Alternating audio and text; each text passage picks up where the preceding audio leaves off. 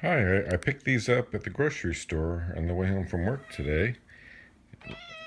And the cat says hello. Um, let's open them up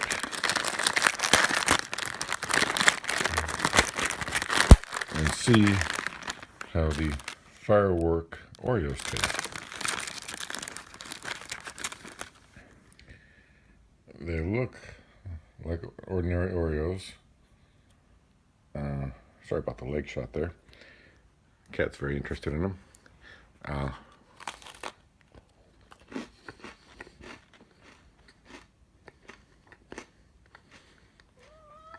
So far, they taste like Oreos.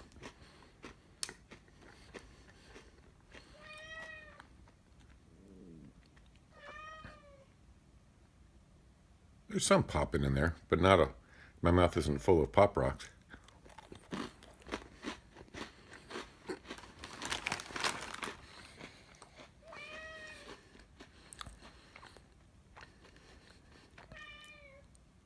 Another popping. In the back of my mouth, like around where the jaws meet. That's kind of a strange sensation. Uh, the lady at the, well, I can feel them. The lady at the grocery store said it's good to follow it off with a drink. So here's some apple juice.